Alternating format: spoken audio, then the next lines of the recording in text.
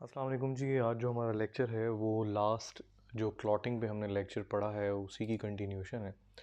और हमने जो लास्ट में पढ़ा था और हमने बात की थी एक्सट्रिंसिक इंट्रिंसिक पाथवेज की, डिफरेंट क्लॉटिंग फैक्टर्स की, प्लेटलेट्स की एग्रीगेशन की। आज हम बात करेंगे कि अगर वो प्रोसेस इंटरप्ट हो जाता है, अगर वो प्रोसेस का कोई मसला हो जाता है और वो प्रोसेस जो है वो फिजियोलॉजिकली नहीं चलता, उसमें कोई पैथोलॉजी आ जाती है, कोई डिजीज़ आ जाती है, कोई प्रॉब्लम आ जाता है, उसके क्या आउटकम्स हैं, फिर उससे क्या चीज़ें होंगी जो कि हमें प्रॉब्लम क्रिएट कर सकती हैं हमारे लिए। ये जितनी चीज़ें आप पढ़ रहे हैं यहाँ पे, जैसे कि हीमोफीलिया है, थ्रोम्बोसाइटोपिनिया है, ब्लड टेस्ट, और इन सब चीज़ों को हम एक एक डिस्कस करेंगे।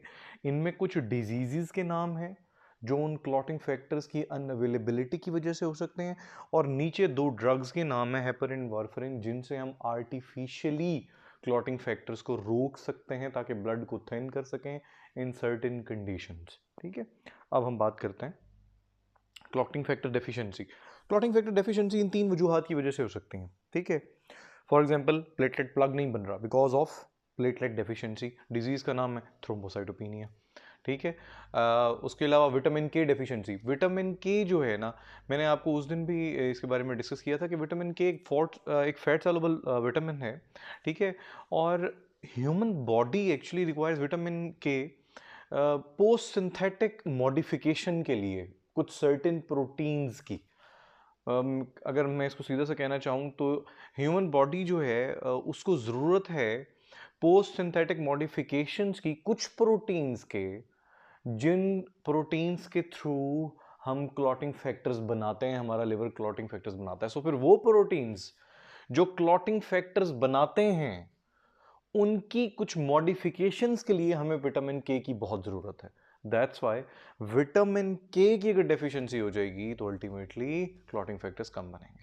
ठीक है, सो ये बेसिकली विटामिन के का कॉन्सेप्ट है और बड़ी इंपॉर्टेंट बात है ये, और वाइवा पॉइंट ऑफ व्यू से और एमसीक्यू पॉइंट ऑफ व्यू से कि विटामिन के का क्या रोल है। हीमोफीलिया, हीमोफीलिया आगे डिस्कस करता हूँ, यहाँ पे बताऊंगा तो फिर शायद आप लोग परेशान हो जाओगे। यहाँ देख लो, हीमोफीलिया है क्या? ब्लीडिंग डिसऑर्डर है। क्यों है? अगर आपको मेरा लास्ट लेक्चर अच्छे तरीके से सुन लो ना और उसको समझ लो तो ये जितनी आज हमने बातें करनी है ये सारी आपकी फिंगर टिप्स पे आ जाएंगी। अगर आपको पता है कि फैक्टर 8 कहाँ यूज होता है, तो आपको ये भी पता है कि अगर फैक्टर 8 नहीं होगा तो प्रोथ्रोम्बिन और थ्रोम्बिन में कन्वर्ट नहीं होगा। बिकॉज फैक्टर 8 नहीं होगा तो 10A, जो 9A है वो 10A में कन्वर्ट नहीं करेगा, और फिर ऑब्वियसली उससे आगे साइकिल ही नहीं चलेगा। जब 10A नहीं बनेगा तो प्रोथ्रोम्बिन से थ्रोम्बिन कन्वर्ट नहीं होगा, प्रोथ्रोम्बिन से थ्रोम्बिन कन्वर्ट नहीं होगा तो थ्रोम्बिन कभी फिब्रिनोजन से फिब्रिन नहीं बनाएगा, और फैक्टर 13 को 13A में कन्वर्ट नहीं करेगा, और स्टेबलाइज फिब्रिन नहीं बनेगा, जिसकी वजह से क्लॉट नहीं बनेगा। तो अगर क्लॉट नहीं बन रहा तो फिर हमें ब्लीडिंग टेंडेंसी डेवलप हो रही है। बेसिकली हीमोफीलिया में ये ब्लीडिंग डिसऑर्डर क्यों है?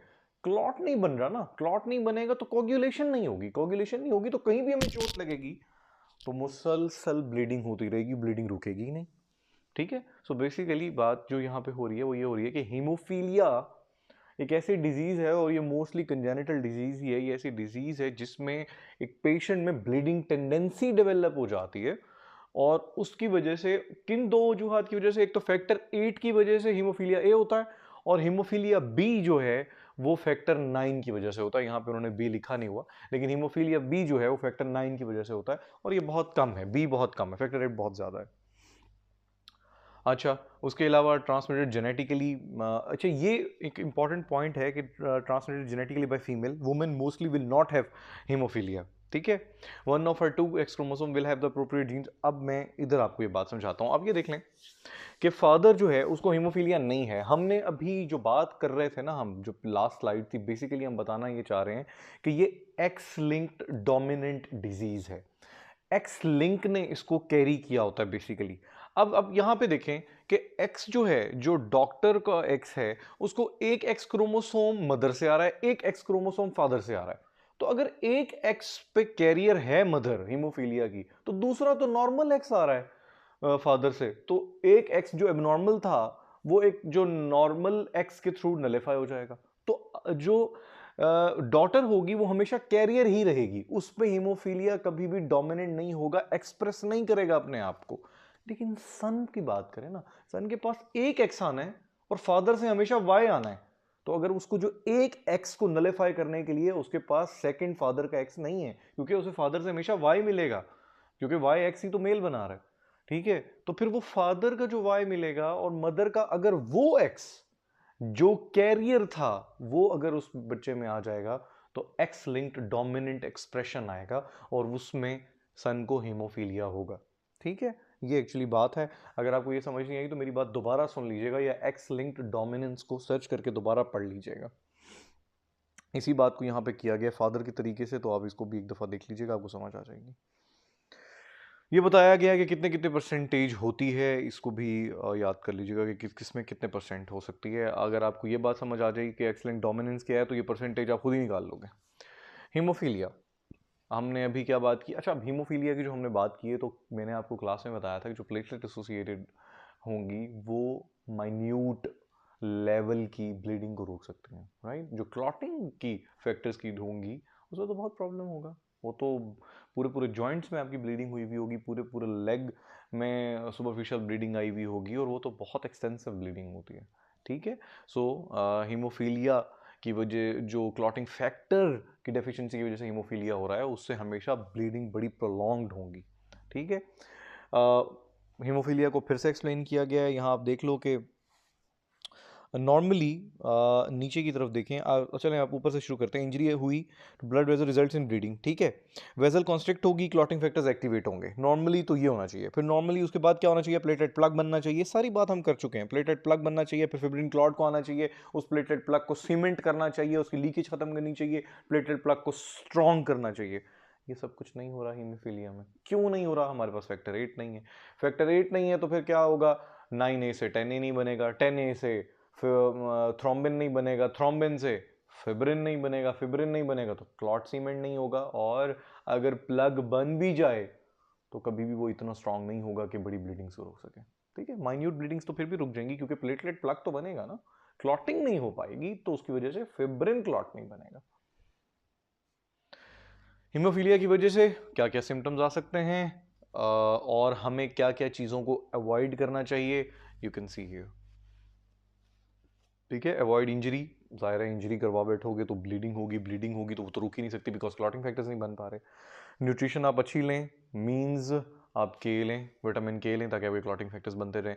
डेंटल हाइजीन को अच्छा रखें क्योंकि अगर जिंजिवल ब्लीडिंग हो गई, अगर गम ब्लीडिंग हो गई तो वो नहीं रुकेगी, और गम ब्लीडिंग बहुत ज़्यादा डेंजरस इस तरह से भी होती है कि वो ऑब्वियसली एस्पिरेट हो सकती है। अगर वो ब्लड अंदर ही अंदर हुआ और वो सोचें कि ट्रैकिया में चला गया तो सीधा लंग्स में जाएगा और फिर सवियर एस्पिरेशन हो जाएगी और उसकी वजह से निमोनिया एंड डेथ हो सकती है।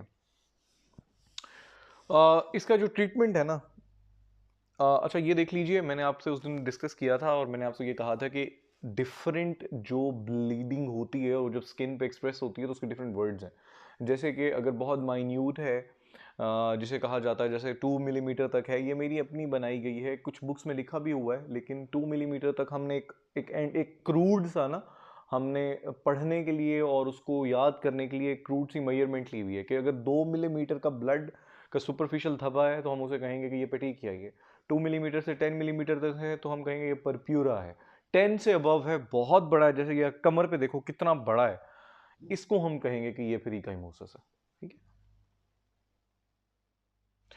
देख लें, मैंने आपसे कहा था कि क्लॉटिंग फैक्टर्स की ब्लीडिंग जॉइंट्स में होती है और वो हेमार्थ्रोसिस कहते हैं इसको, और ये बहुत ज़्यादा एक्सटेंसिव होती है। आप देखें कितनी एक्सटेंसिव ब्लीडिंग है, और अगर इस ब्लीडिंग में इन्फेक्शन आ गया और सेप्टिक आर्थराइटिस हो गया तो बिलीव मी कि 1.5 से 2 दिन में आपका पूरा जॉइंट ख़त्म हो जाता है और उसके बाद आपको पूरा जॉइंट ट्रांसप्लांट करवाना पड़ता है।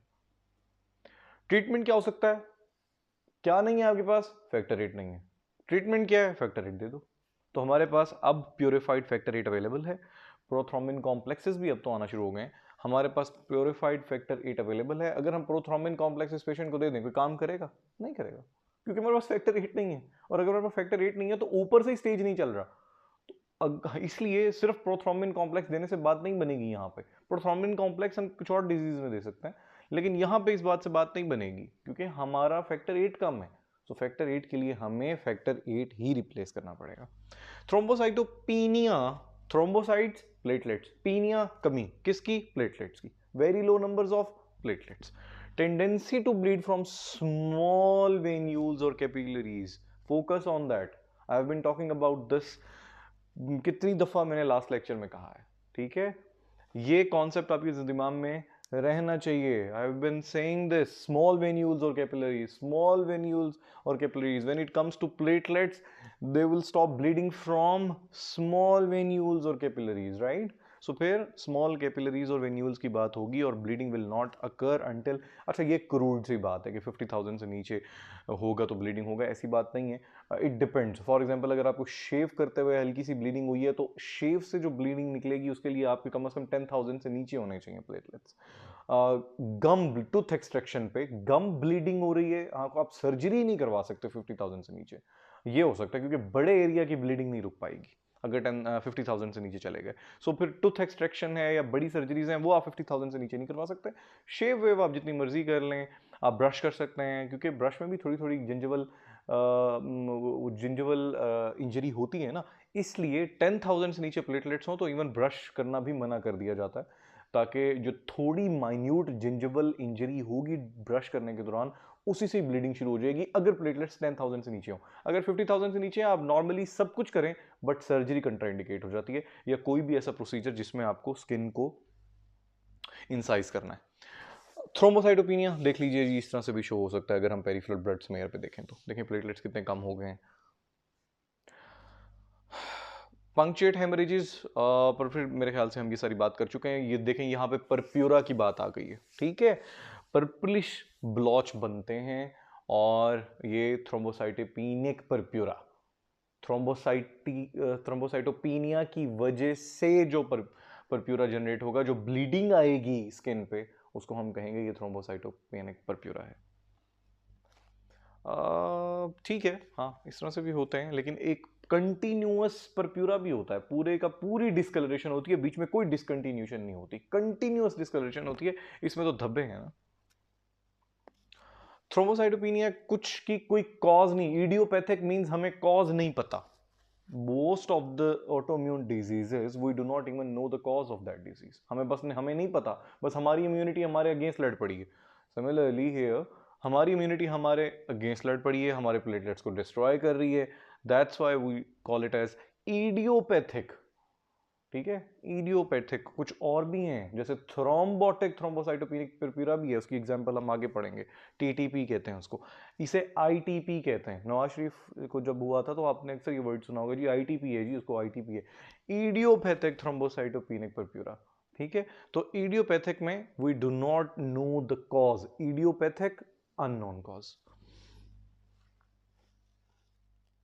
वो ड्रग रिलेटेड हो सकता है, ऑटोम्यून हो सकता है, किसी भी वजह से हो सकता है, ठीक है?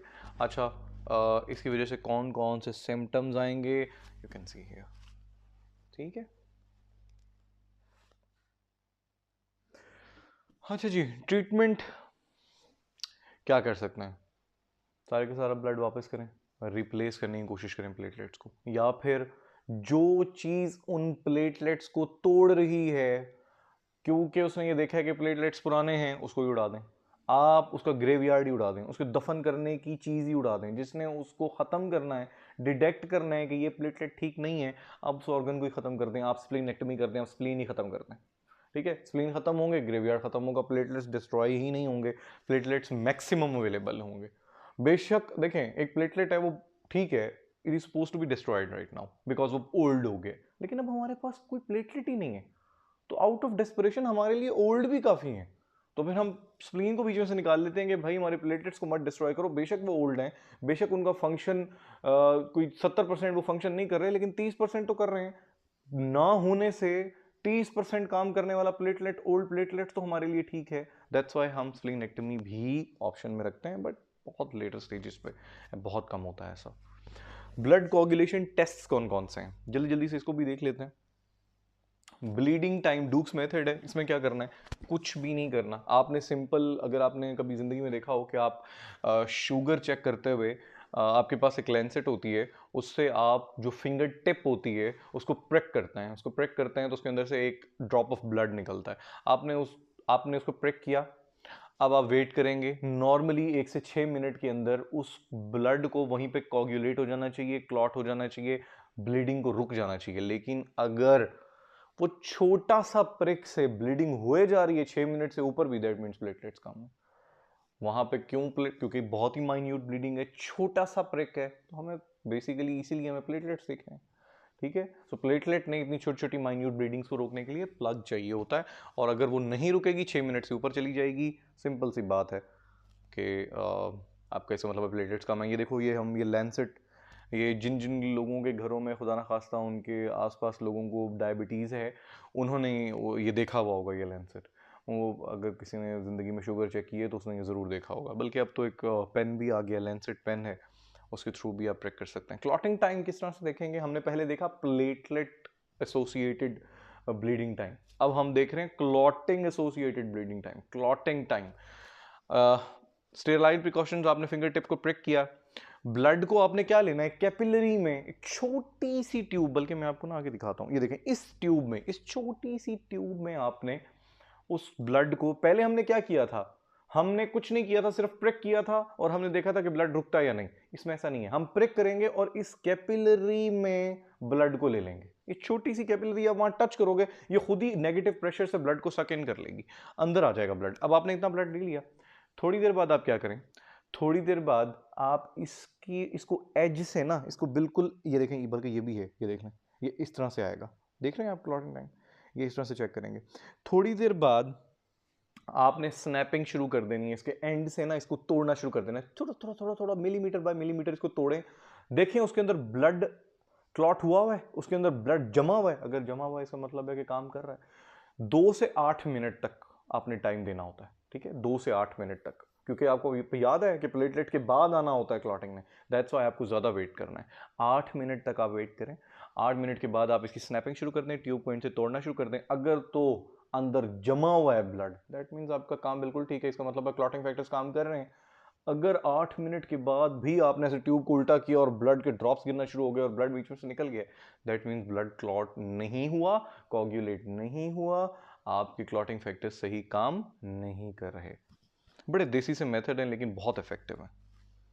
अच्छा, प्रोथ्रोम्बिन टाइम, आपको प्रोथ्रोम्बिन से ही पता चल जाना चाहिए कि हम क्या देखना चाह रहे हैं।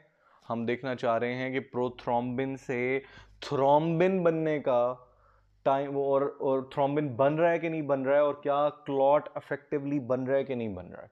तो प्रोथ्रोम्बिन टाइम ही यही है कि हमने ये देखना है कि प्रोथ्रोम्बिन से थ्रोम्बिन बन रहा है, और थ्रोम्बिन बनेगा तो ही तो क्लॉट बनेगा, तो ही तो फिब्रिन स्टेबलाइज होगा। सो फिर indicate concentration of prothrombin in the blood, procedure क्या है, ब्लड को पहले आप ऑक्सीलेट करें, उसमें आपने कैल्शियम आइंस, मैंने आपको पढ़ाते हुए ये कहा था कि मैं उसमें मिस कर रहा हूं और मैं नहीं लिख रहा यहाँ पे, लेकिन हर स्टेप में कुछ ना कुछ प्लेटलेट एसोसिएटेड एक्टिवेशन भी है, कुछ ना कुछ प्लेटलेट्स का अपना रोल भी है इन क्लॉट्स को, इन क्लॉटिंग फैक्टर्स को एक्टिवेट करने में, और कैल्शियम आइंस का रोल भी है। बट कैल्शियम आइंस का बहुत माइन्यूट लेवल पे रोल है। थोड़ी सी भी कैल्शियम कंसंट्रेशन आपकी बॉडी में है तो भी आपका काम चल जाएगा। ऐसा नहीं है कि कैल्शियम की कमी की वजह से ये रुक जाते हैं, इनको बहुत थोड़ा कैल्शियम चाहिए होता है। कभी आपने जिंदगी में नहीं सुना उसको कैल्शियम इतना कम है उसकी वजह से उसकी क्लॉटिंग फैक्टर्स डिस्टर्ब हो गए। कभी आप क्लॉटिंग के लिए विटामिन के तो रिप्लेस करते हैं, हमने कभी ये नहीं कहा कि आप कैल्शियम रिप्लेस करें, बिकॉज अगर कैल्शियम कम होता है तो, अगर बहुत क्रिटिकली कम होता है तो क्लॉटिंग की वजह से आपकी डेथ नहीं हो जाएगी, और बहुत सारी रीजंस की वजह से आपकी डेथ हो सकती है। ठीक है, सो फिर क्रिटिकली लो कैल्शियम कभी भी क्लॉटिंग के थ्रू मैनिफेस्ट नहीं करेगा, हार्ट अटैक के थ्रू मैनिफेस्ट कर सकता है, मसल वीकनेस के थ्रू मैनिफेस्ट कर सकता है, सीजर के थ्रू मैनिफेस्ट कर सकता है अपने आप को, लेकिन कभी भी क्लॉटिंग डिस्टर्बेंस से अपने आप को मैनिफेस्ट नहीं करेगा, because you need very minute level of calcium for these things to make. ठीक है, अच्छा, ब्लड टेकन इज, पहले आपने इसको ऑक्सीलेट कर लिया, आपने उसमें कैल्शियम दे लिया, आपने उसमें टिश्यू फैक्टर दे दिया। याद है टिश्यू फैक्टर कहां था, एक्सट्रिंसिक पाथवे में, राइट। टिश्यू फैक्टर किसको कन्वर्ट कर रहा था, 7 को 7A में, and then it directly activates what, 9 to 9A and 10 to 10A and then so on. Prothrombin time की बात कर लें, tissue factor activates the prothrombin to thrombin, yes we have read that. Time required for coagulation to take place known is, बस ये आपको पता है कि जो कोगुलेट करने का टाइम होगा, जो हम कैलकुलेट कर लेंगे वो कितना हो, उसको हम प्रोथ्रोम्बिन टाइम का नाम दे देंगे। अच्छा, इसको कितना होना चाहिए? जब हम टिश्यू फैक्टर बीच में मिला लेंगे ऑक्सिलेटेड, जब अपने ऑक्सिलेटेड ब्लड में कैल्शियम आयन और टिश्यू फैक्टर हमने मिला लिया, तो हमें 15 से 16 सेकंड में, कुछ किताबों ने 11 से 12 सेकंड भी लिखा हुआ है, लेकिन हम 16 सेकंड तक भी वेट कर लेते हैं। 16 सेकंड में वहां कोगुलेशन हो जानी चाहिए, प्रोथ्रोम्बिन से थ्रोम्बिन बन जाना चाहिए। इससे भी प्रोलॉन्ग्ड होता है, दैट मीन्स कि प्रोथ्रोम्बिन नहीं बन रहा। थ्रोम्बोएम्बोलिक कंडीशंस क्या हैं? ये हमने पढ़ लिया ना, time required for coagulation to take. हाँ, अच्छा, थ्रोम्बोएम्बोलिक कंडीशंस क्या हैं? Thromboembolic, first of all, thrombus, कोई clot which is actually associated with the wall, attached with the wall of vessel, कोई भी clot, that is thrombus. If it is not attached, if it is freely moving in the blood, फिर ये thrombus नहीं है, then it is emboli. मैं फिर से समझाता हूं। क्लॉट है, वेजल वॉल के साथ अटैच है, हम कहेंगे ये क्लॉट थ्रोम्बस है, हम उसको थ्रोम्बस का नाम दे देंगे। वही क्लॉट टूट गया और ब्लड में घूमना शुरू हो गया, उसका नाम एम्बुलस हो जाएगा, उसी थ्रोम्बस का नाम एम्बुलस हो जाएगा। यहां पे हम इसको और भी एक्सप्लेन, देखिए नीचे लिखा हुआ है, free flowing clots emboli, abnormal clot that develops in the blood vessel attached to the vessel wall, that is thrombi. Thrombus एक, थ्रोम्बाई मल्टीपल, राइट? एम्बुलस एक, एम्बुलाई मल्टीपल। थ्रोम्बोएम्बोलिक कंडीशंस में होता क्या है? Abnormal clot develops in blood vessel is called thrombus, ठीक है? हमने इस बात में बात कर ली है। मेरे ख्याल से इसमें और कोई ऐसी बात नहीं है, जो आप देख लीजिए इस स्लाइड में, ठीक है? Such freely flowing clots are known as emboli.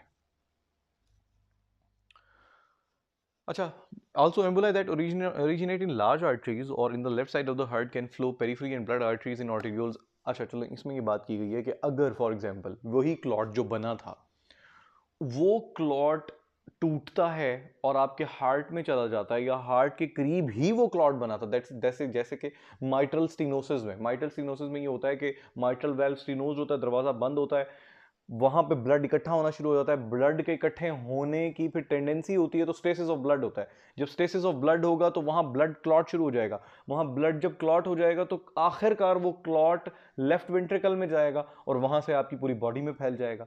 अगर वो पूरी बॉडी में फैल गया तो फिर कहां कहां जा सकता है? एओर्टा कहां कहां ब्लड सप्लाई कर रहा है? आपकी ब्रेन को, आपकी किडनीज को, आपके लिवर को, आपकी स्प्लीन को, आपकी पेरिफेरल आर्टरीज को, आपके मसल्स को। वही क्लॉट जो माइट्रल स्टीनोसिस की वजह से लेफ्ट एट्रियम में बना था, वो अब लेफ्ट वेंट्रिकल के थ्रू, एओर्टा के थ्रू पूरी बॉडी में कहीं भी जाके स्टक हो जाएगा, और जहां वो जाके स्टक होगा वहां पे प्रॉब्लम क्रिएट कर देगा, ब्रेन सप्लाई डैमेज कर देगा, किडनी सप्लाई डैमेज कर देगा, लिवर सप्लाई डैमेज कर देगा, क्योंकि वो क्लॉट वहां जाके फंस जाएगा और आगे फिर ब्लड पूरी तरीके से परफ्यूजन नहीं हो पाएगी।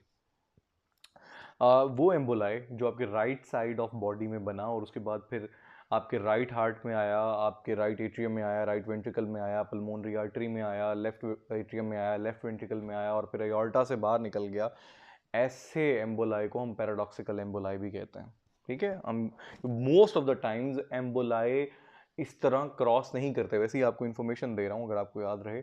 मोस्ट ऑफ द टाइम वो एम्बोलाई जो राइट साइड ऑफ हार्ट से आए, कहीं बॉडी के राइट साइड से आए, इंफीरियर वेना केवा से या सुपीरियर वेना केवा से वो क्लॉट आपके राइट हार्ट में आ जाएं, वो पल्मोनरी आर्टरी में जाके फंस जाते हैं, क्योंकि पल्मोनरी आर्टरी की बहुत कम डायामीटर होता है, बहुत कम पेटेंसी होती है, और clots most of the times वहाँ फंस जाते हैं, ठीक है? और उसकी वजह से फिर कंजेस्टिव हार्ट फेलियर होते हैं और पल्मोनरी एडीमा होता है, क्योंकि ब्लड फिर स्पिल आउट होना शुरू हो जाता है आपके लंग टिश्यू में, पेरेन्काइमा में।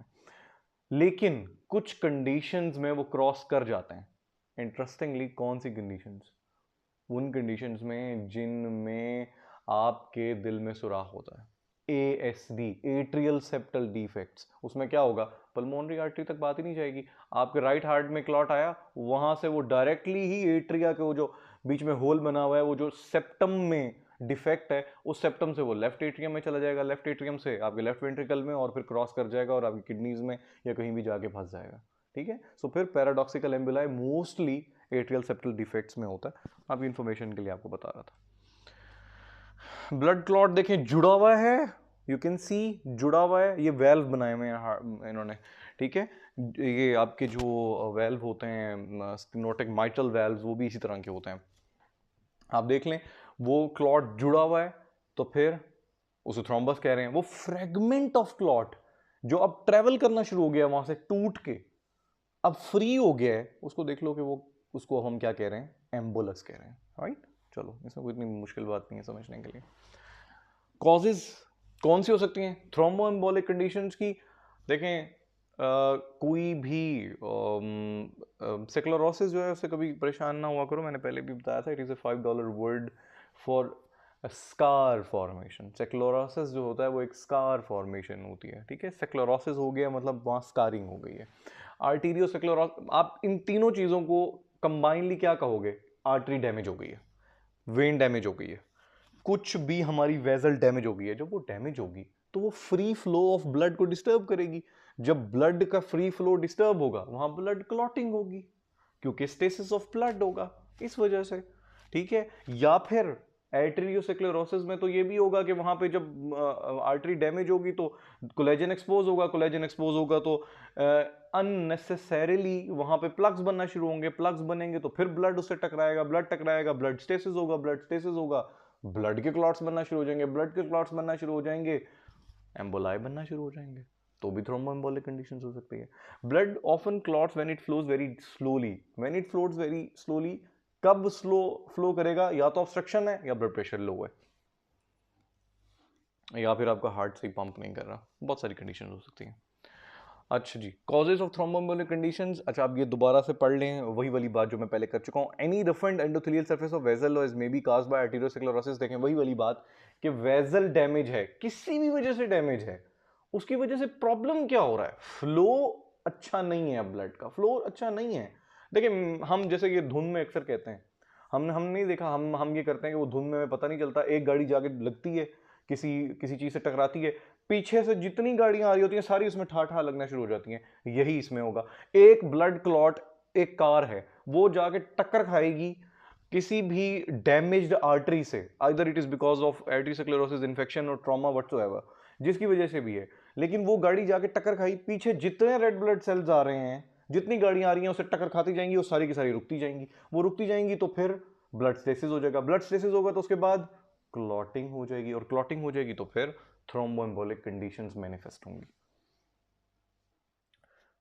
अच्छा, और blood often clots when it flows very slowly because of low blood pressure, because of other small quantities, जैसे कि कोई भी और प्रॉब्लम है, जैसे कोऑक्टेशन ऑफ एओर्टा हुआ है, नैरोइंग हुई हुई है वहाँ पे किसी जगह वजह से, वहाँ पे कोई फैट ग्लोब्यूल बना हुआ है, वहाँ पे सर्जरी की वजह से कोई स्ट्रेस है, कुछ भी हो सकता है, ठीक है। उसकी वजह से क्या होगा? देखिए इन सारों की वजह से क्या होगा, वही जो पहले एग्जांपल दे चुका हूं। एक ब्लड रुकेगा, एक सेल रुकेगा, एक गाड़ी जाके किसी टोल प्लाजा पे टकराएगी क्योंकि उसे फॉग थी, उसको नजर नहीं आया, पीछे से जितनी आएंगी वो अंधाधुंध उसमें लगना शुरू हो जाएंगी और फिर वहां पे बहुत सारी डैमेज गाड़ियां इकट्ठी हो जाएंगी। वो डैमेज गाड़ियों में आप थ्रोम्बिन फेंक दें और प्रोकोगुलेंट्स फेंक दें, वो सारी जुड़ना शुरू हो जाएंगी, वहां पे एक क्लॉट तैयार हो जाएगा।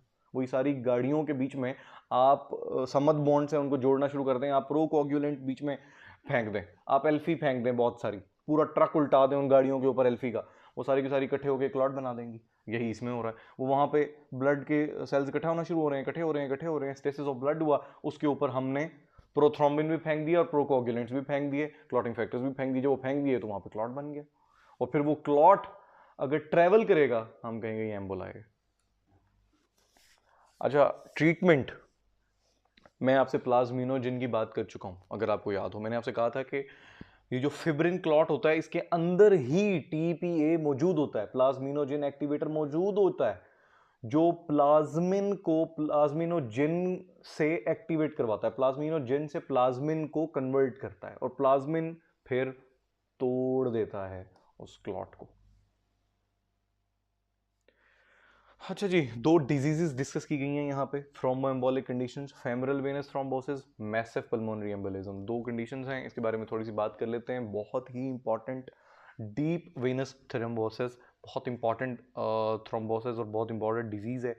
बहुत सारी प्रेग्नेंट खवातीन में, बहुत सारी सर्जिकल डिजीज़ है, बहुत सारे इमोबाइल पेशेंट्स में, फैटी पेशेंट्स में, बेड रिडन पेशेंट्स में, पैरालिटिक पेशेंट्स में, ऑटोइम्यून डिजीज़ में, बहुत सारी डिजीज़ में डीप वेनस थ्रोम्बोसिस। सबसे पहले आप वर्ड पे गौर करें, deep venous thrombosis, thrombus vein में which is deep such as femoral. ठीक है, तो फेमरल वेन आपकी लेग में है, डीप है। दूसरा, अगर आप एक्टिव हैं आफ्टर सर्जरी, ये आपको फेमरल वेन थ्रोम्बोसिस से बचाएगी। क्यों बचाएगी? आप अगर एक्टिव हैं क्यों बचाएगी? आप एक्टिव हैं, आप भाग रहे हैं, आप बेड रिडन नहीं है, आप रुके हुए नहीं है, आप मोटे नहीं है, आप हिलते अच्छे तरीके से हिलजुल रहे हैं, कोई मसला नहीं है, तो उससे आपका क्या होगा? आपकी ब्लड सर्कुलेशन बेहतर होगी। और अगर आपका ब्लड सर्कुलेशन बेहतर हुई तो आपका फ्लो ठीक रहेगा, और अगर आपका फ्लो ठीक रहा तो ब्लड स्टेसिस नहीं होगा, और अगर ब्लड स्टेसिस नहीं होगा तो क्लॉट नहीं बनेगा। बस, ठीक है। सो बड़ी सिंपल सा कॉन्सेप्ट है। सो फिर that's why staying active especially after surgery can help prevent femoral vein thrombosis। ठीक है, सॉरी मैंने स्लाइड पहले आगे नहीं की थी, इसको दोबारा एक दफा आराम से पढ़ लो।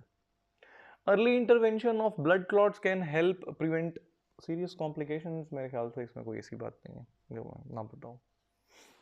अर्ली इंटरवेंशन में आप क्या कर सकते हैं? आप उसे कहें तुम एक्टिव रहो, तुमने हिलना जुलना है, तुमने जिम करना है, तुमने ट्रेडमिल करनी है, तुमने सीढ़ियाँ चढ़नी है, अपनी टांगों को एक्टिव रखना है, ज़्यादा देर लेटना नहीं है, ज़्यादा खाना नहीं है, अपनी डाइट का ख्याल रखना है, वेट नहीं बढ़ने देना, etcetera etcetera.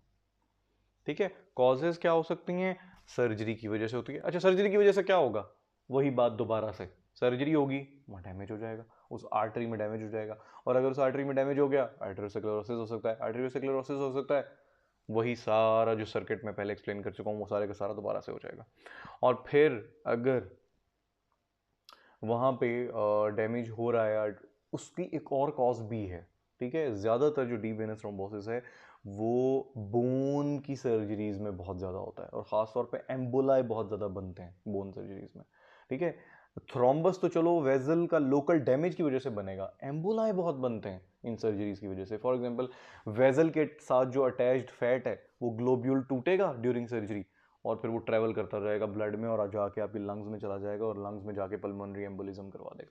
Pulmonary lungs embolism, वो जो एम्बोलाई ऊपर आया है और वो जो डिजीज कॉज कर रहा है उसे हम एम्बोलिज्म कहेंगे। सो फिर वो जो एम्बोलाई हमारी लेग में बना था ड्यूरिंग लेग सर्जरी और during any kind of orthopaedic surgery, उसकी वजह से जो मेडुल्ला से हमारा फैट ग्लोब्यूल निकला येलो मैरो से, वो ट्रैवल करता हुआ कहीं भी घूमता फिरता अगर लंग्स में आ जाएगा तो हम कहेंगे पल्मोनरी एम्बोलिज्म कॉज कर दिया इसने। रिस्क फैक्टर्स मैं आपसे डिस्कस कर चुका हूँ, you can see here. Immobility because of any cause, paralysis की वजह से हो सकता है, स्ट्रोक की वजह से हो सकता है, अनकॉन्शियसनेस की वजह से हो सकता है, इंजरी की वजह से हो सकता है, सर्जरी की वजह से हो सकता है। आपकी सर्जरी हुई है 4-5 दिन तो वो आपको कहते हैं आप हिले नहीं, है ना, उसकी वजह से डीवीटी हो सकता है। एक ऑलरेडी आपकी वेजल को आप ड्यूरिंग सर्जरी हिट करके थोड़ा सा डैमेज कर चुके हैं, उसके बाद फिर आप कह रहे हैं आप हिलें भी नहीं, तो हो सकता है आपको फिर डीवीटी हो जाए। इसलिए अर्ली, या आपने देखा होगा कि जब खासतौर पे बोन सर्जरीज होती हैं या इन सर्जरीज, उसमें कहते हैं अगले दिन चलें, प्लीज चलने की कोशिश करें, हालांकि उनको स्टिच लगे होते हैं, पेशेंट को लग रहा होता है मुझे स्टिच लगे हुए हैं तो मेरे लिए अब हराम है हिलना, लेकिन बेसिकली आपने उसको मोटिवेट करना होता है कि नहीं नहीं प्लीज हिलो, तुम्हें बेड रिडन नहीं रहना, कहीं तुम्हें डीवीटी ना हो जाए। And let me tell you, DVT इंतहाई सीरियस डिजीज है, क्योंकि यही डीवीटी आपकी डेथ का कॉज हो सकती है कि अगर यही डीप वेनस थ्रोम्बस टूट गया और एम्बोलाई बन गया और फ्री फ्लो होकर आपके राइट लंग्स में चला गया या हार्ट में चला गया, तो ये वहां जाके ब्लॉकेज कॉज करेगा और अच्छे खासे हार्ट अटैक्स करवा देता है।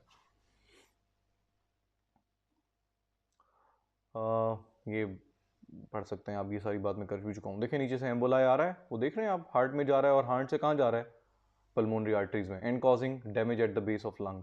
देखो एक लंग को देखो काला हुआ हुआ सारा वहाँ पे, ठीक है, जहाँ जाएगा वहाँ पे एटीलेक्टेसिस करवा देगा, क्योंकि वहाँ की ब्लड सप्लाई डैमेज करेगा, क्योंकि वहाँ पे क्लूजन कर देगा, क्लूजन की वजह से ब्लड पहुँचेगा ही नहीं उस जगह पे, नहीं पहुँचेगा तो फिर जाहिर है वहाँ का फाइब्रोसिस शुरू हो जाएगा, बिकॉज इंजरी होगी बार बार, वेंटिलेशन भी नहीं हो सकेगी।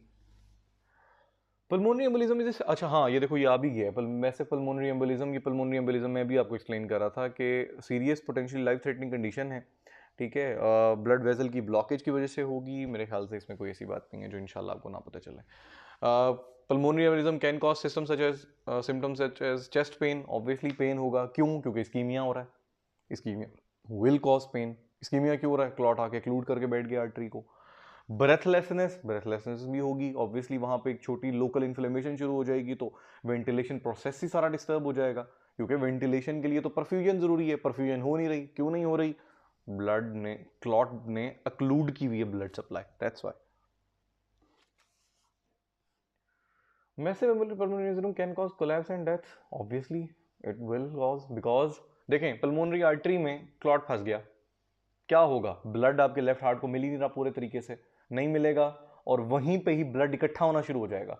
ब्लड इकट्ठा होना तो बहुत गलत है, वो भी आपकी लंग्स में, वो इकट्ठा होना शुरू हो जाएगा तो वहां तो क्लॉट्स बनना शुरू हो जाएंगे, और वो क्लॉट्स अगर थोड़ी देर बाद उस तोड़ के लेफ्ट हार्ट में चले गए तो पूरी बॉडी में फैल जाएंगे, और डिफरेंट जगहों पे जाके आपकी आर्टरीज को क्लूड कर देंगे और परफ्यूजन डिस्टर्ब कर देंगे, और ऑर्गन फेलियर शुरू हो जाएगा। चलेंगे ना भी हो, वहां पे वो ब्लड जिसने लेफ्ट हार्ट में जाना था वो अब आपके लंग्स में स्पेल आउट होना शुरू हो जाएगा, और आपका पल्मोनरी एडीमा कॉज करना शुरू कर देगा, और पल्मोनरी एडीमा हो जाएगा तो फिर आपके एल्वियोलाई ओपन ही नहीं हो पाएंगे, बिकॉज उसमें तो ब्लड बाहर से प्रेशर डाले हुए।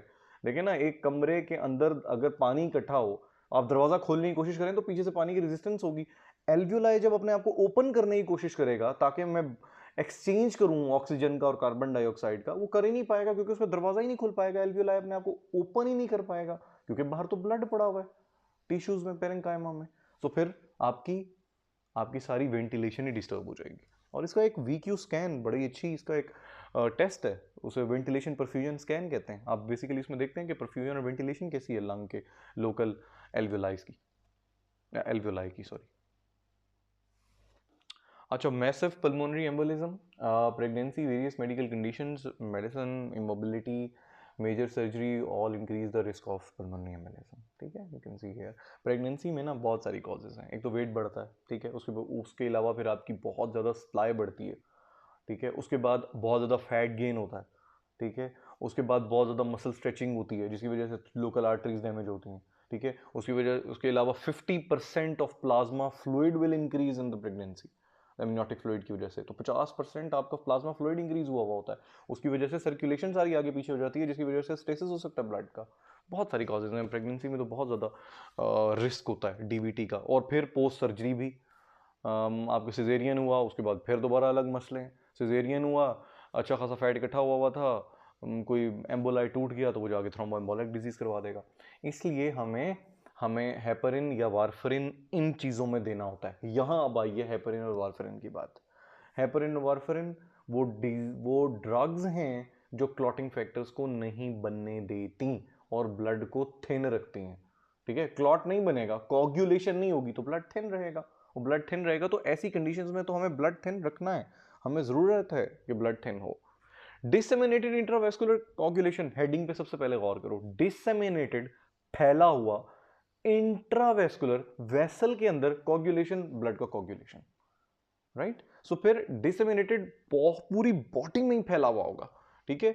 The clotting mechanism becomes activated in widespread areas of the circulation giving rise to the condition, ठीक है, वाइड स्प्रेड एरियाज, ये इसलिए मैं कह रहा था डिसेमिनेटेड, फैला हुआ।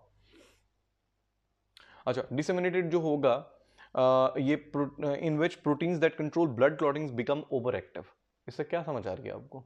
बहुत ज्यादा ओवर एक्टिव प्रोटीन अगर हो गए तो बहुत ज्यादा क्लॉटिंग हो जाएगी, हर जगह पे बॉडी में आपके क्लॉटिंग हुई पड़ी होगी, हर जगह क्लॉट्स बने होंगे। और सोचिए अगर पूरी बॉडी में आपके क्लॉट्स बन जाएं तो क्या होगा? छोटी छोटी आर्टरीज और वेन्यूल्स, एक्लूजन शुरू हो जाएगी, हैं, वो बंद होना शुरू हो जाएंगी क्योंकि वहाँ क्लॉट्स फंस जाएंगे।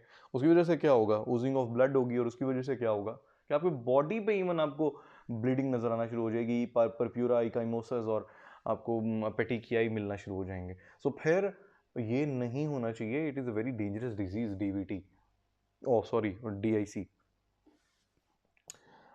वाइड स्प्रेड क्लॉटिंग एक्टिवेशन है, ले जी फिर दोबारा उन्होंने इसी डेफिनेशन बता दी, wide spread disseminated, right. Clotting activation है, हर जगह ही क्लॉट्स बन रहे हैं, ठीक है। इससे नुकसान क्या होगा? सोचें आप जरा, आपकी पूरी बॉडी में क्लॉट्स बनना शुरू हो रहे हैं तो कितनी क्लॉटिंग फैक्टर कंज्यूम हो रहे हैं, उसकी वजह से जहां एक्चुअली क्लॉटिंग फैक्टर्स की जरूरत है वहां के लिए अवेलेबल नहीं होंगे।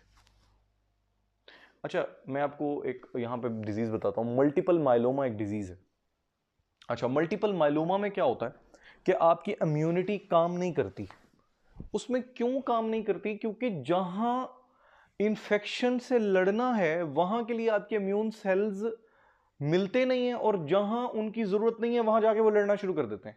आपके नॉर्मल टिश्यूज के साथ लड़ना शुरू हो जाते हैं आपके इम्यून सेल्स, और जो एक्चुअल बैक्टीरिया को उसी इम्यूनिटी ने मारना था वहां के लिए अवेलेबल नहीं होते। मेरे पास 100 की फौज है, 90 जाके अपने ही कंट्री में लड़ाई शुरू कर दी है, सिर्फ पीछे 10 बचे हैं जो बॉर्डर पे खड़े हैं और बाहर की कंट्रीज को हमला करने से बचा रहे हैं।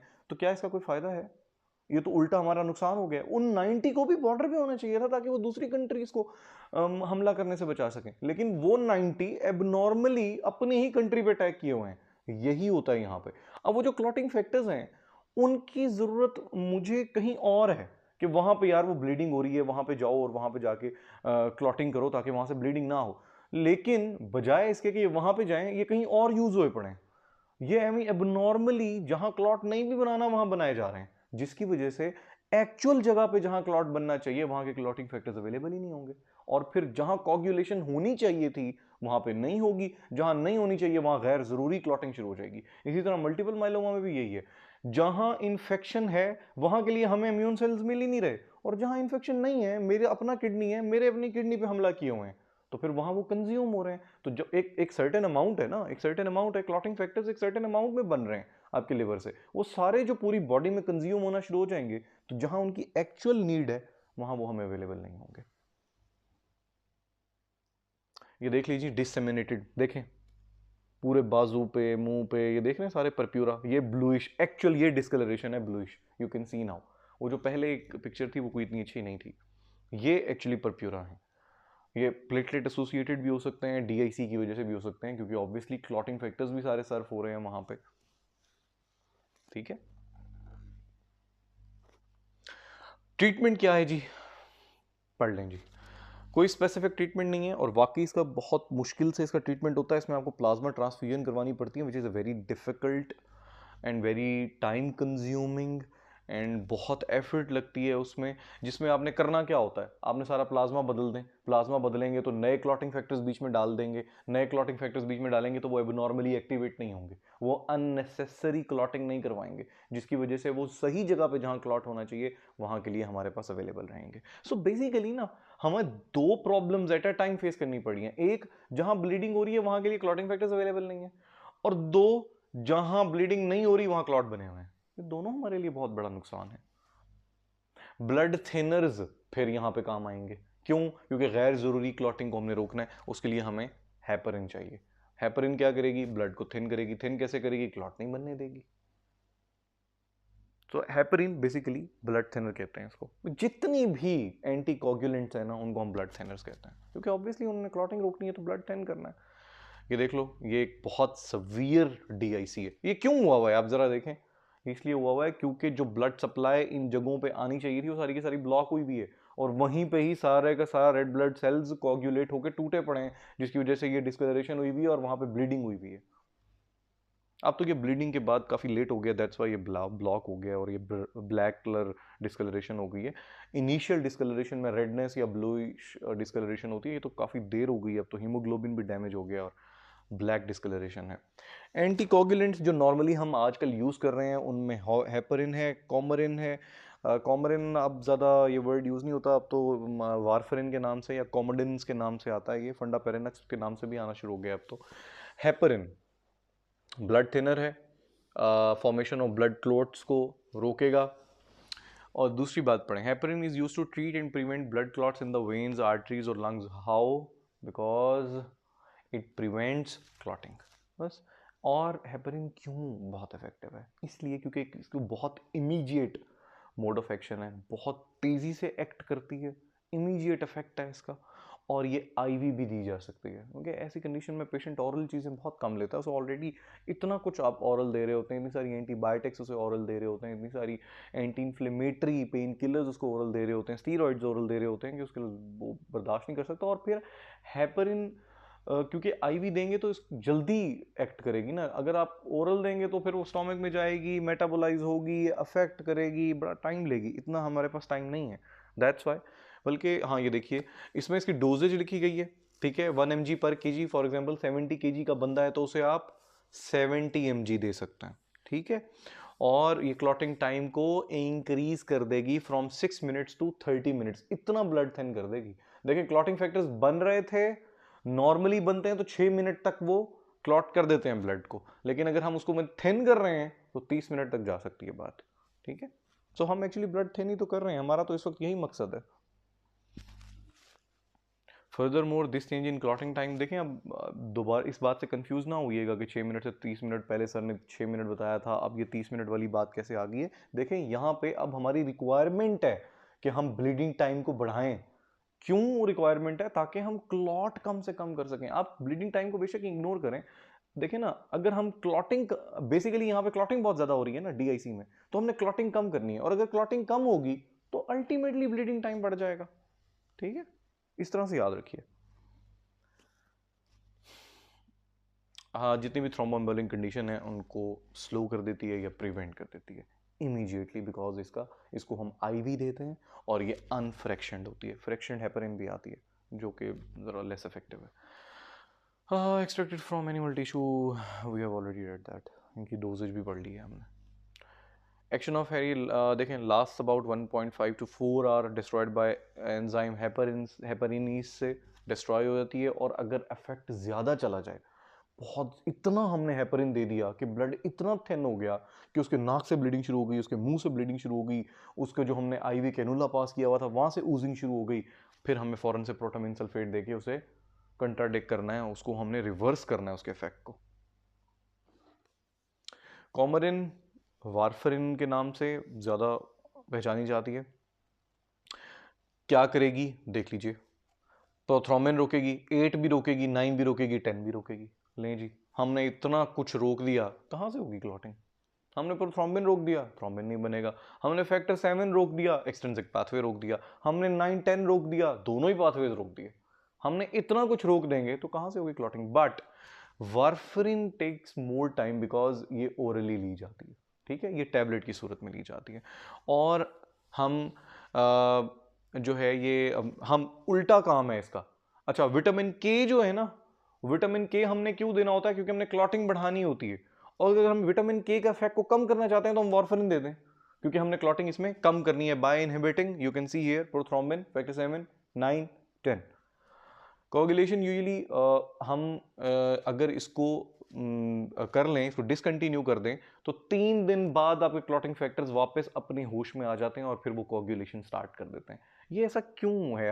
हमें इसे रोकना क्यों पड़ता है? फॉर एग्जाम्पल, एक पेशेंट की सर्जरी प्लान हो रही है, हमने उसकी सर्जरी करनी है, हमें तो रोकनी पड़ेगी, हमें तो इसे रोकना पड़ेगा। क्यों रोकना पड़ेगा? क्योंकि अगर हमने इसको ना रोका तो क्लॉटिंग फैक्टर्स तो सारे ब्लड थिन रहेगा और क्लॉटिंग फैक्टर्स इनहिबिट रहेंगे। और अगर क्लॉटिंग फैक्टर्स इनहिबिट रहेंगे तो हम सर्जरी में हमने उसको इंसिसाइज किया उसकी स्किन को, उसको तो ब्लड ही नहीं रुकेगा, वो तो मर जाएगा on table during surgery, during operation. That's why 3 से 5 दिन पहले हम, इसमें 2 ड्रग मैकेनिज्म होता है, उसको छोड़ो, यहाँ पे हम उसको डिस्कस नहीं करते, बट हम 3 से 5 दिन पहले कह देते हैं पेशेंट को कि अब आप जो ब्लड थिनर ले रहे हैं वो आप नहीं लें, बिकॉज अब आपकी सर्जरी है, सर्जरी में अल्टीमेटली ब्लीडिंग होनी है, तो हमें कोगुलेशन की वहाँ ज़रूरत है। ये ना हो कि हम कट करें और वहाँ पे ब्लड ही ब्लड निकलता जाए और वो रुके भी नहीं, ठीक है। देख लें जी, ये क्यों यूज़ होता है, हमने ये सारी बात बता रही है। प्रिवेंट करेगा आपके ब्लड क्लॉट को बनने से, बिकॉज ये प्रिवेंट करेगा आपके क्लॉटिंग फैक्टर्स को। ये एक्चुअली 2 लेक्चर्स का एक लेक्चर था, ठीक है, ये लेक्चर नंबर 21 एंड 22 दोनों में यही था, इसलिए ये काफ़ी एक्सटेंसिव लेक्चर था। ओके, थैंक यू, अल्लाह हाफिज़। मैंने इसको इकट्ठा इसलिए पढ़ा दिया कि क्योंकि अभी अपने रिसेंटली ही क्लॉटिंग फैक्टर्स पढ़े हुए हैं, एक्सटेंसिव एंड पैथवेज पढ़े हुए हैं, तो अब आपकी समझ में ये जल्दी आ जाएगा इंशाल्लाह।